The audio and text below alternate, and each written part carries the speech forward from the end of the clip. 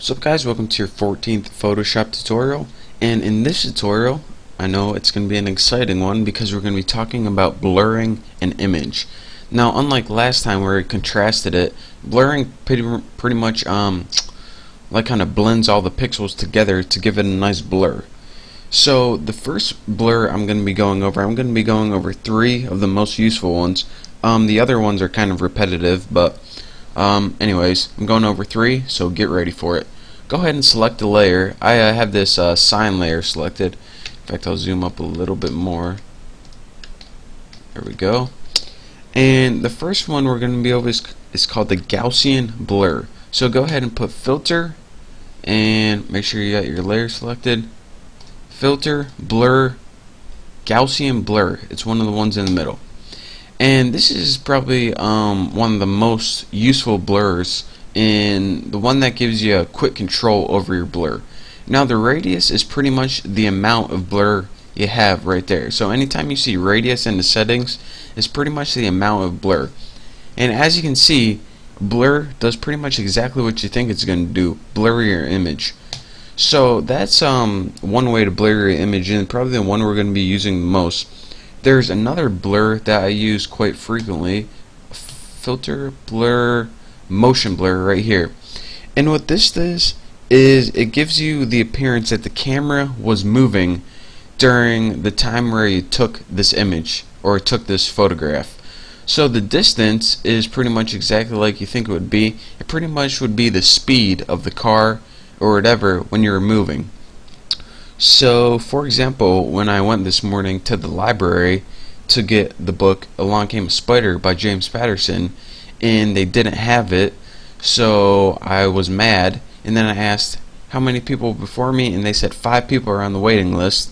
So I was depressed, and I drove 80 miles an hour down a back road and cried myself to sleep. If I took a picture then the photograph would probably look like this. But anyways, enough about that. Oh, I wish I had that book. So go ahead and cancel that. And the last blur I'm going to talk to you guys about is called a lens blur. So go ahead and press filter, blur, lens blur. And what this blur is it is designed for, let's see, how can I explain this? When people take photographs with cameras and you get that natural optical blur, this is what that tries to recreate.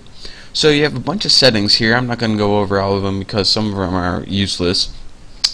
But your preview right here is you can either get more accurate or faster preview. Faster is faster, and it's also pretty accurate, so just leave it on faster. The depth map, the source, if you have none, it'll do everything. If you have transparency, it'll only affect the transparent pixels. And if you have mask, it'll only affect your layer mask, and we don't have a mask now, so let's just leave this to none. The radius again is the amount of your curve, and this entire box right here with radius, blade curve, rotation, and shape. This represents the iris of the camera. So pretty much just leave it whatever it is, and radius is the strength of your blur. Now this noise is, sometimes people like to add noise because sometimes like having a perfect looking image isn't realistic. So, and if we're adding a lens blur, then sometimes that's the case. So I'm going to go ahead and cancel this. I'm going to show you a useful application for this. Now say we wanted to, if you're looking at this photograph right now, this sign is in focus, the sign is in focus, and everything else is pretty much in focus. But sometimes if we were taking it with a professional camera, this wouldn't be the case. So what we would want to do is apply a mask to this and make the background out of focus. So you know when sometimes the foreground's in focus and the background's out of focus? Let's do that right now. So let's first go ahead and add a mask by using this add layer mask, and now we see a white box pop up right here. Now anything we draw with black is going to be the mask, and anything you draw with white is going to be not a mask. So go ahead and pick your quick selection tool, because I'm too lazy to paint it all, and go ahead and actually I want to add my selection right here, and let's go ahead and zoom in a little bit, and I want to get this Oh yeah, I want to get this white border too, but I see a problem already that the little stoops on the apartment are white. Ooh, it's not. Oh yeah, I got some. See, so I'm gonna have to. Oh, got some more. Embarrassing.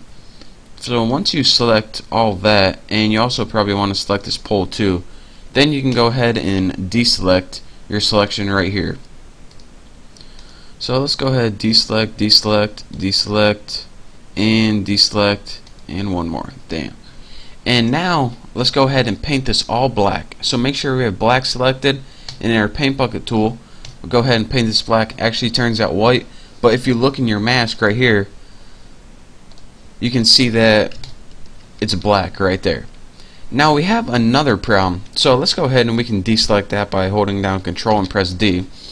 And if I zoom up on here, you can see that some of these edges are like not perfect. Like the quick selection tool, it ain't perfect. It's pretty good, but it ain't perfect, especially this edge. So what we can do is go ahead and press Filter, Blur, Gaussian Blur, and now if we go ahead and blur this a little bit, you see they kind of smooth out a little bit. So that already helps. So go ahead and press OK. Now let's go ahead and back to our main picture right here. Zoom out, and now what we want to do is keep this in focus, but keep everything else out of focus. So now make sure you don't have your mask selected, make sure you have your layer selected, and go with Filter, Blur, Lens Blur. And now under this, instead of none, we can go ahead and press Layer Mask, and as you can see already, it takes that mask and whatever was black, it uses it as the foreground. So it takes that mask and it doesn't blur anything in our mask, it only blurs what's outside the mask.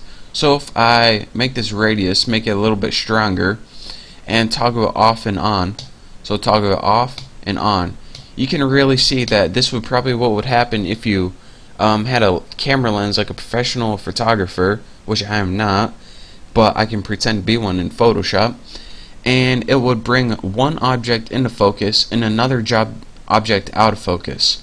So that is your quick tutorial on, and of course you wouldn't really want to bring that out of focus. Probably something like that would be more realistic, but for the purposes of YouTube, I'm going to blow this baby up so you guys can definitely see. So anyways, that's your quick tutorial on how to bring some objects in focus, some objects out of focus using different blurs. And I'm gonna probably go to another town and look for my Along Came a Spider by James Patterson book, since it is nowhere in my city I am, and I need to find it because I want to read it real bad. But you can keep practicing with Photoshop, and that's what I'm going to be doing. So thank you guys for watching, and don't forget to subscribe, and I'll see you next time.